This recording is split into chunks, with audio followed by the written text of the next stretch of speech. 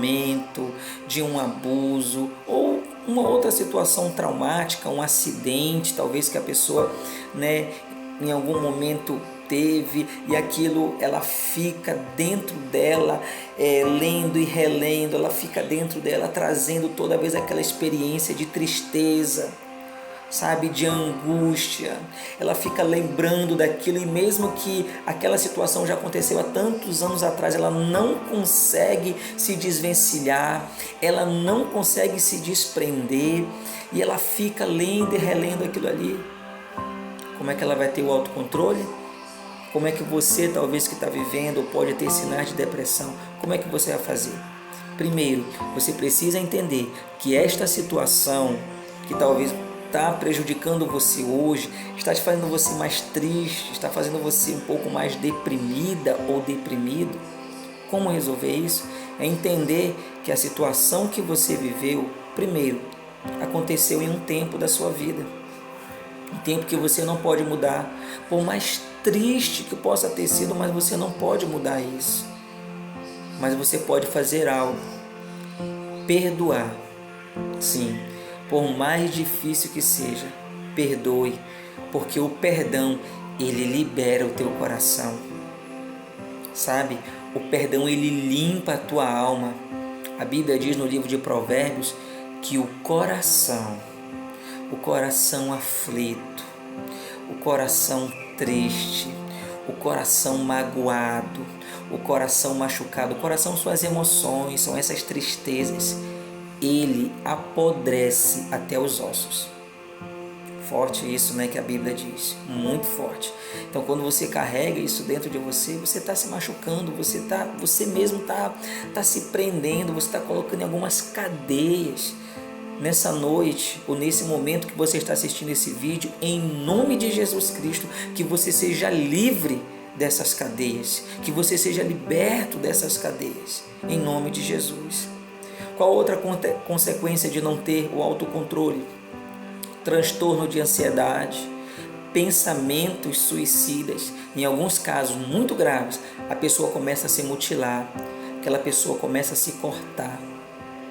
Porque na realidade, o que ela está querendo matar é o sofrimento, é a dor, é aquilo que ela está passando naquele momento. Sabe? Isso é muito forte, muito forte.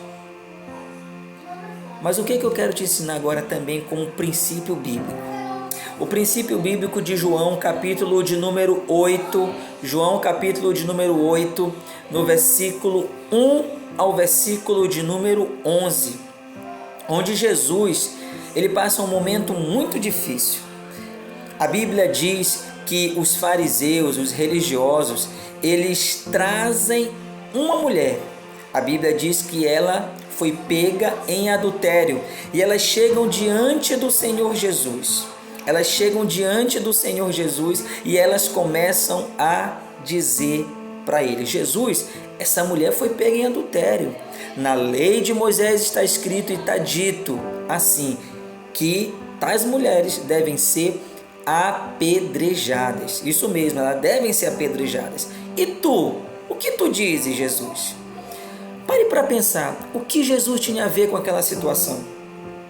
O que Jesus tinha a ver se aquela mulher, ela cometeu adultério? Jesus não tinha nada a ver com aquela situação.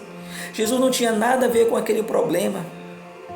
Mas a Bíblia diz que quando as pessoas fazem essa pergunta, em um momento de muita tensão, porque todos estavam com uma pedra na mão, a mulher estava possivelmente já machucada, chorando, esperando o apedrejamento. Jesus, a Bíblia diz que ele se prostra e começa a escrever na terra. E aquele escrever na terra é algo muito importante.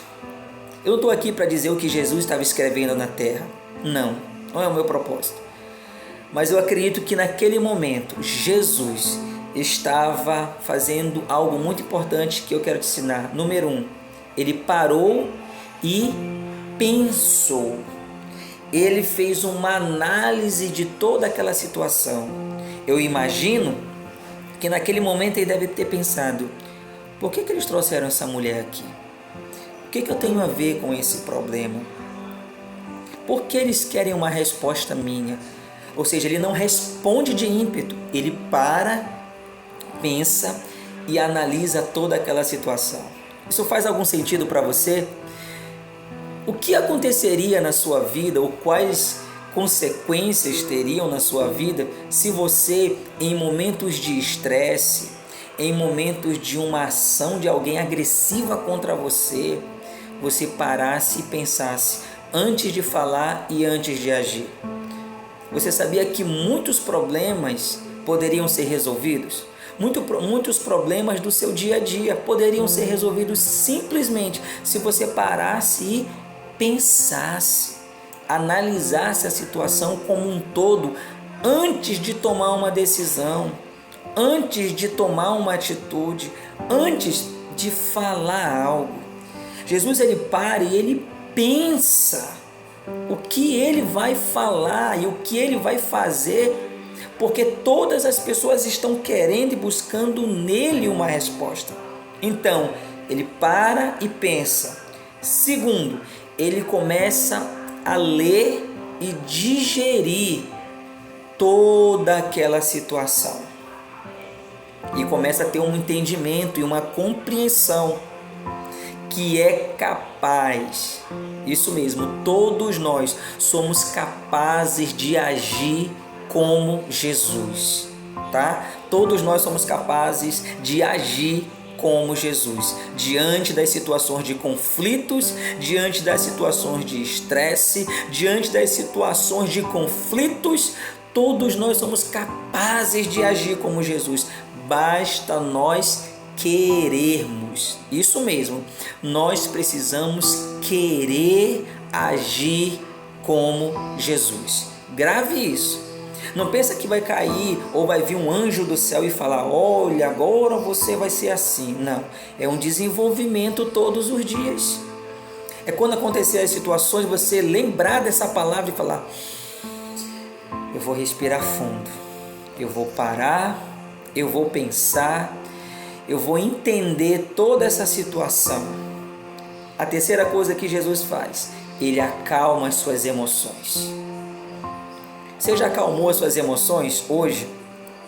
Você tem acalmado as suas emoções diante dos conflitos e situações da sua vida? Quando as coisas, por exemplo, não acontecem da forma que você queria, quando a resposta ela não vem da forma que você queria, qual é a sua reação? Você acalma as suas emoções? Como é que eu vou agir? Como é que eu vou resolver isso? De que forma eu vou responder?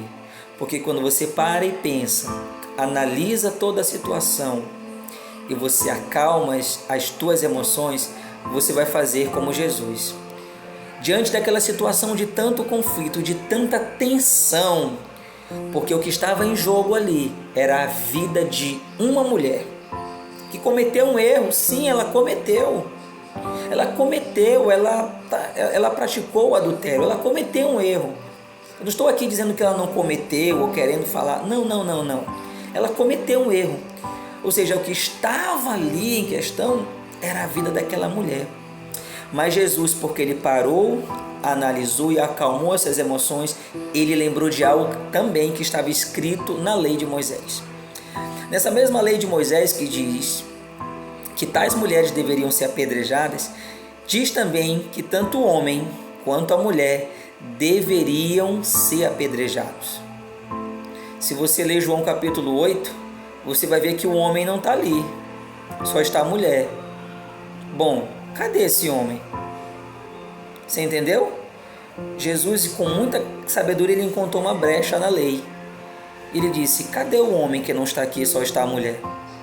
Bom, e você? Se fosse você lá, naquele momento, o que você faria?